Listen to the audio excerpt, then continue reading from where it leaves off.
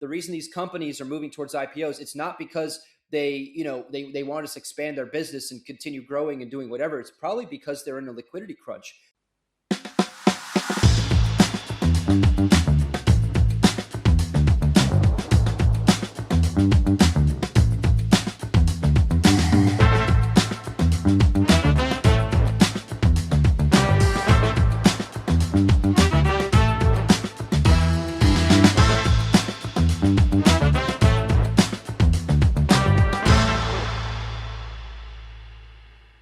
The US Treasury just threatened to sanction Chinese AI models. We covered a similar story last week on this, but it seems like it's becoming more serious. On July 21st, Treasury Secretary Scott Bessent said that the US will examine open source models from China for signs of IP theft, threatening sanctions against these Chinese companies if that theft is established. His words on Fox Business was, "This administration supports open source models, but what we do not support is IP theft. If we see, especially, that overseas models are stealing from our great companies, we have the ability to sanction them because of this theft."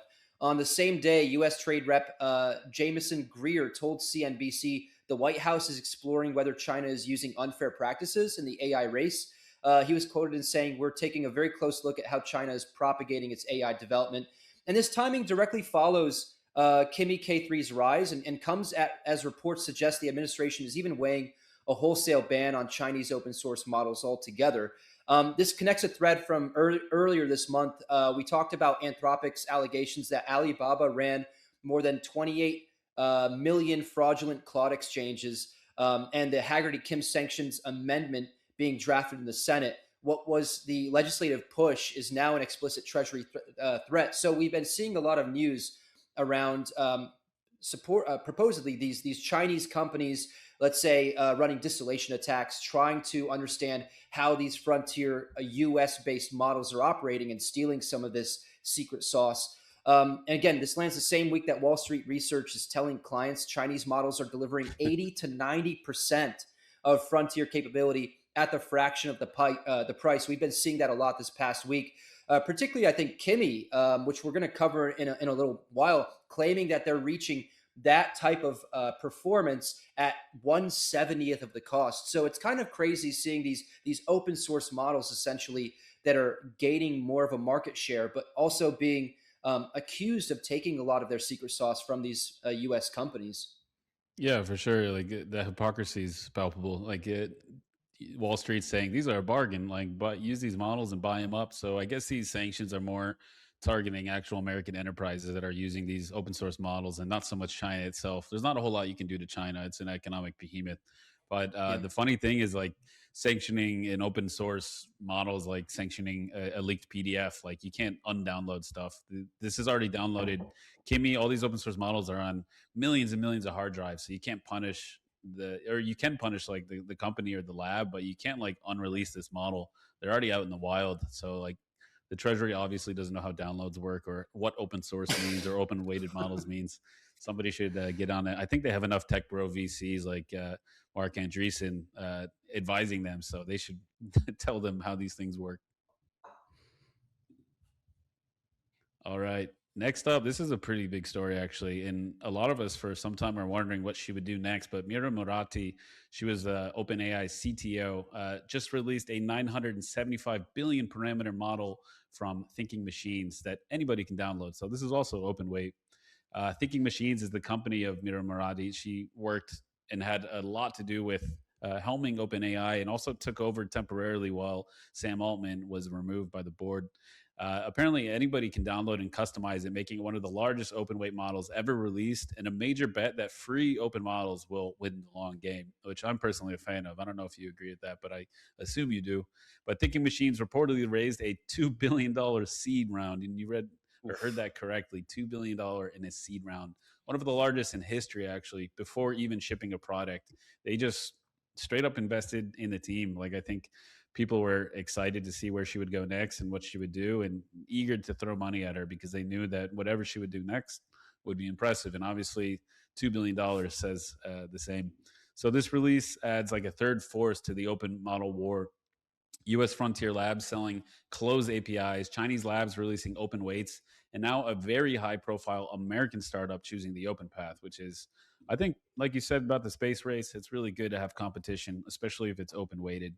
So the timing is a little bit interesting. Like Inkling also dropped the same week as Kimi K3, like you just mentioned, meaning two of the largest open models ever released arrived within days of each other. One American, one Chinese. So yeah, I don't know what you think about this, Sasha, but it might change the way that you and I and our company and everybody we know starts using and thinking of these models. Instead of just signing up for an account, we're going to think more about these more viable contenders that are building open weight models. Yeah, I think a lot of people kind of like they miss sight of the main thing, which is these are simply tools that people are using to Yep. um, perpetrate different types of acts, like building something with code or automating some process or helping you strategize like a business thing. And so, like, it comes down to what is the best tool for the job. And we're just seeing that like it's now a landscape of building tools, and the fact that there are companies out there that are focusing more on open source and more on transparency, and they're riding on the merits of performance is a much better thing for this landscape. I was thinking earlier this morning when I woke up, strange to be thinking this as soon as I wake up, but it's crazy that OpenAI is still called OpenAI. And now we've got like some serious competitors that are actual open source. So I think this is good in the long run. It doesn't change the fact that, again, I mentioned this before, we need to start thinking a little bit more around regulation and security when it comes to AI model usage. But congratulations to Thinking Machines and Mira for that. Yeah, even more ironic that they used to work at OpenAI. Like it almost warrants calling them up and saying, like, "Hey, we see that you're not going to use that OpenAI moniker anymore. Can we can we use it instead? You guys can be I closed love the AI." name too. Yeah, Yeah, Thinking Thinking Machines is Machines. fantastic. I definitely want to check it out. Yeah. All right, up next we've got going back to Kimi. We talked about Chinese open weight models taking the crown, and we're talking about Moonshot AI, Kimi's K3, and it's one of the largest open frontier models that were ever published. One of the most popular. It's topped the coding benchmark charts, the exact capability that drives enterprise AI revenue. We talked about performance and efficiency and what these actually can do, and apparently Kimi K3 is taking the crown. The release landed as Shanghai's World AI Conference opened up this past week, the same day that Google Gemini's 3.5 Pro missed its expected launch for the third time, which is Oof. very embarrassing for Google. The Kimi K3 joins a rapid fire sequence of Chinese releases that are narrowing the capability gap, including new models from Alibaba over the weekend. And the commercial stakes are very real. Chinese models now account for an estimated 45% of US company token usage. Massive. And this really threatens the business models and fundraising capabilities of OpenAI and Anthropic, especially considering that they've been talking about moving forward towards IPOs for a while. And we know we've discussed this many times before. The reason these companies are moving towards IPOs, it's not because they want to expand their business and continue growing and doing whatever. It's probably because they're in a liquidity crunch. They need to try and make some money the same way that SpaceX launched a month or two ago. So, I think this is, like I said before, good news that there's more competition. And apparently, anyone can download and run the model, and making it, open source. It makes it fundamentally different from the U.S. frontier releases. There's no API gate. There's no pricing lever. There's no way to restrict access after that fact. Yeah, and it's crazy. Like I think 45% of US company token usage is already in Chinese models, not to mention that Thinking Machines just launched. So these companies like these Chinese labs and Thinking Machines must know something that we don't and something that other investors don't know. Like imagine telling that to OpenAI or Anthropic investors right now that like the best coding model in the world is Chinese and it's open source and you can download it right now and there's no API to gate, you can't raise the price, you can't revoke the license. It's just out there in the wild, and that must scare the pants off these investors right now, especially with these massive valuations. And like SpaceX coming down below its IPO price, and a lot of these other labs slated for IPO.